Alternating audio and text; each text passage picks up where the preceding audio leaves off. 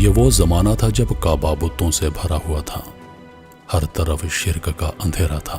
ऐ दुनिया के खुदा, हमारे नजराने कबूल करो, आप ही हमारे खुदा हैं।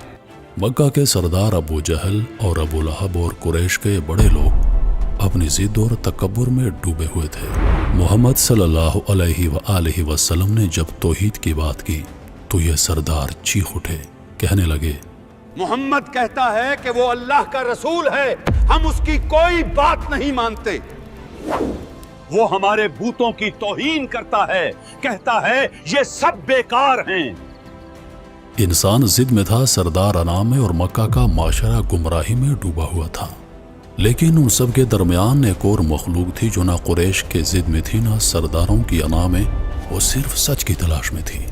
वो थी जिन्नात की जमात।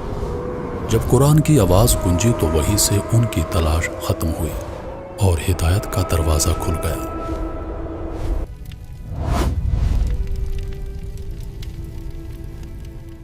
लब्बैक अल्लाहुम्मा लब्बैक। ये उस वक्त की बात है जब जमीन पर अंधेरा अपने उरूज पर था। अंधेरा सिर्फ रात का नहीं था, अंधेरा लोगों के दिलों में था।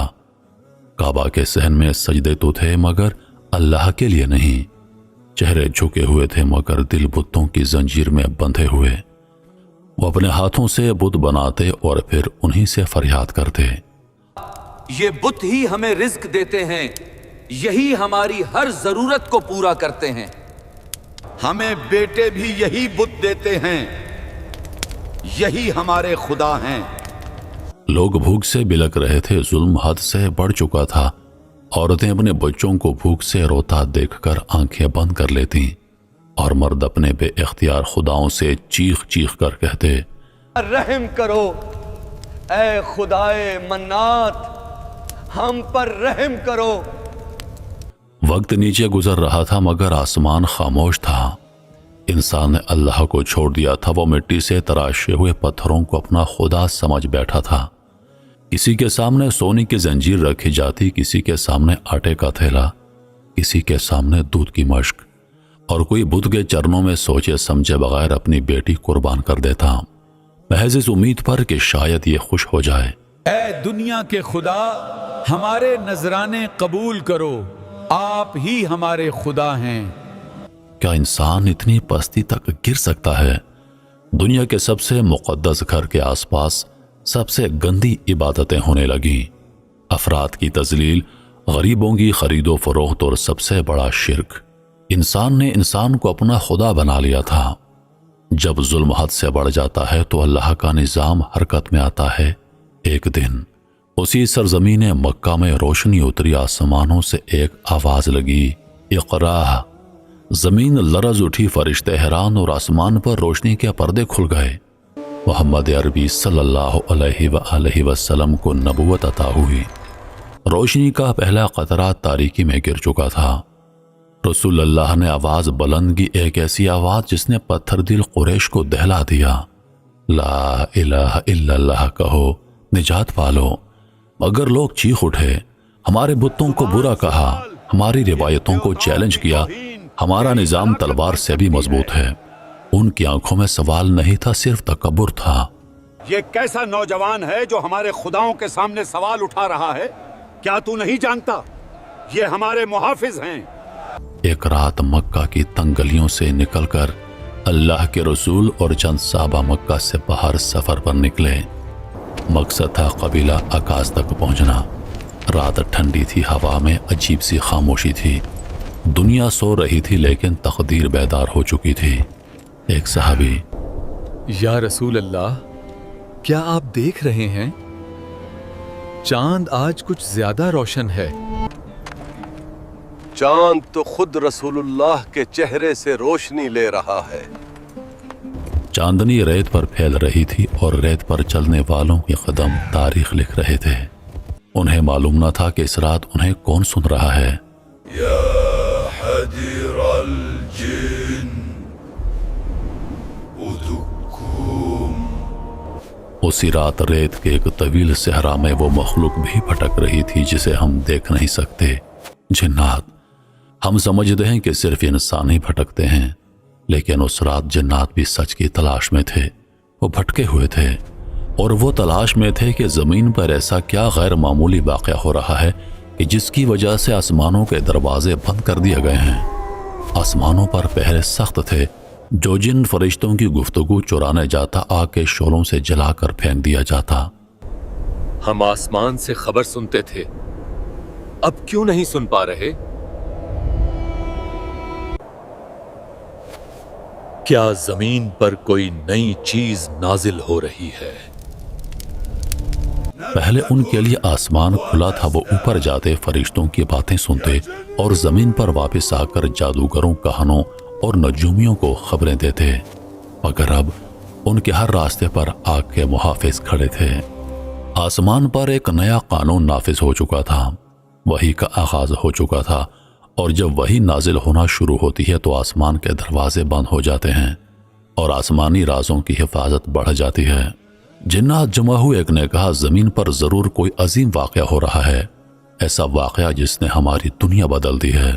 دوسرے نے کہا ہمیں جاننا ہوگا، ہمیں تلاش کرنی ہوگی کہ وہ کون ہے جس کی وجہ سے آسمانوں کے دروازے بند ہو گئے۔ تیسرے نے کہا چلو بکھر جاؤ، زمین کے ہر کونے میں چلے جاؤ، اور جنات کا قافلہ زمین میں پھیل گیا۔ وہ انسانوں کو نظر نہیں آتے تھے لیکن انسانوں کے قریب تھے، دیکھ رہے تھے، سنتے رہے، جیسے کوئی غیر محسوس سانسوں میں چھپا ہو۔ رات گزرتی گئی، سفر جاری رہا، اور فجر سے کچھ پہلے اللہ نے وہ لمحہ لکھ دیا جس نے جنات اور انسان دونوں کی تاریخ بدلنی تھی۔ رسول اللہ نے قیام کیا، ریت نرم تھی، ہوا خنکی تھی، صحابہ صف میں کھڑے ہو گئے۔ رات اور دن کے بیچ کا لمحہ تھا، خاموشی کا وہ لمحہ جہاں دعا سانسوں سے بھی زیادہ آہستہ نکلتی ہے۔ نبی علیہ السلام نے نماز شروع کی، قرآن کی آواز ریت پر نہیں روحوں پر پڑ رہی تھی، اور جنات اس آواز کی طرف کھینچے چلے آئے، بے اختیار، بلا اختیار، جیسے پیاسا پانی کی طرف دوڑتا ہے۔ یہ آواز کوئی عام آواز نہیں تھی، یہ الفاظ کوئی عام الفاظ نہیں تھے، یہ کلام کائنات کے خالق کا کلام تھا۔ جنات لرز گئے، ان کی دنیا رک گئی، ان کی سانسیں تھم گئیں۔ یہ کون سا کلام ہے؟ یہ دل کو کیوں کاٹ رہا ہے؟ یہ کلام کسی انسان کا نہیں ہو سکتا، ضرور یہ آسمان سے اتارا گیا کلام ہے۔ جنات کی تاریخ میں پہلی مرتبہ وہ بے بس تھے، وہ سمجھ نہیں پا رہے تھے کہ آخر وہ کون سی طاقت ہے جو انہیں روک رہی ہے، وہ کون سا راز ہے جو آسمان محفوظ کر رہا ہے، اور سب سے بڑھ کر وہ کون ہے جس کی آمد سے پہلے آسمان کی چھت پر اتنی سخت پہرہ داری لگا دی گئی ہے۔ آخر کون سا نور زمین پر اترنے والا ہے جس سے شیطان اور جنات کی دنیا لرز گئی ہے؟ یہ کیسی آواز ہے؟ یہ آسمان جیسی کیوں لگتی ہے؟ وہ قریب آئے، نیچے دیکھا، ایک انسان، ایک پاک وجود مٹی پر خالق کے سامنے سجدہ ریز تھا، اور اس کی زبان سے کلام اتر رہا تھا، وہ کلام جو پہلی بار زمین پر پڑھا جا رہا تھا، جو آسمانوں سے اترا تھا اور جس نے جنات کے دلوں کو لرزا دیا تھا۔ یہ وہ کلام نہیں جو انسان بولتے ہیں، یہ کلام آسمانوں کا لگتا ہے۔ اسی رات جنات کو جواب مل گیا کہ آسمان کیوں بند ہوا تھا، آگ کا پہرا کیوں لگایا گیا تھا، ستارے کیوں جلنے لگے تھے، کیونکہ محمد صلی اللہ علیہ وآلہ وسلم پر وحی اتر چکی تھی۔ جنات کے قدم جمی ہوئی ریت پر جیسے پتھر بن گئے تھے، ان کے وجود سے ساکت سانسیں جیسے کسی نے چھین لی ہوں۔ صحرا کے گہرے اندھیرے میں وہ نورانی الفاظ بہہ رہے تھے جو پتھروں کو نرم کر دیتے ہیں، دلوں کی زنجیروں کو توڑ دیتے ہیں، اور جنات کی تاریخ ہمیشہ کے لیے بدل دینے والے تھے۔ وہ جن جو ہزاروں سال تک آسمان سے راز چرا کر لاتے، پہلی بار زمین پر ایک ایسی چیز سن رہے تھے جو رازی نہیں، حقیقت تھی، نور تھی، روشنی تھی، پاکیزگی تھی، اور وہ سب کچھ جو انہوں نے کبھی محسوس ہی نہیں کیا تھا۔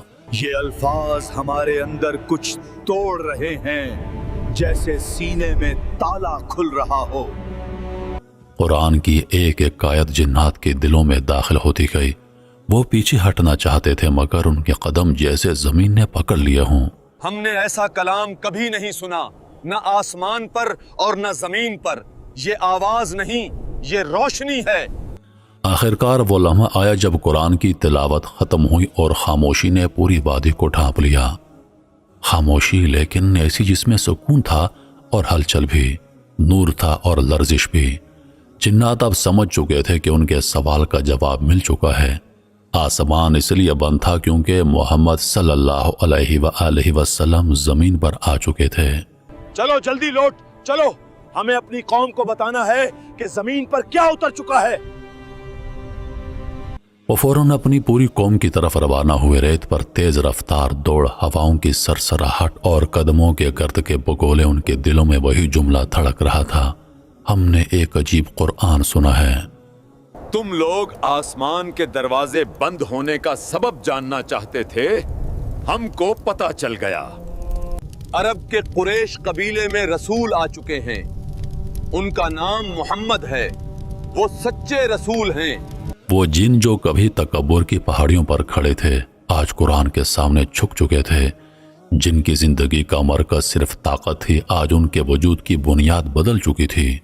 یہ قرآن صرف انسانوں کے لیے نہیں، جنات کے لیے بھی اترا تھا۔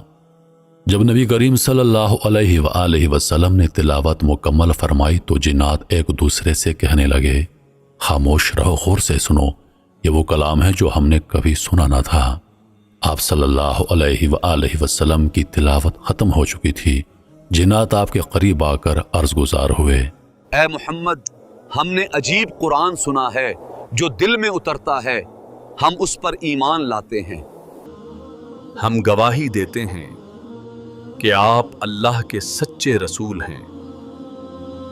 نبی کریم صلی اللہ علیہ وآلہ وسلم نے ارشاد فرمایا، تم اپنے قوم کے پاس واپس جاؤ اور ان کو خبردار کرو، انہیں دعوت دو کہ وہ بھی اسی اللہ پر ایمان لائیں جو تمہارے اور میرے رب ہیں۔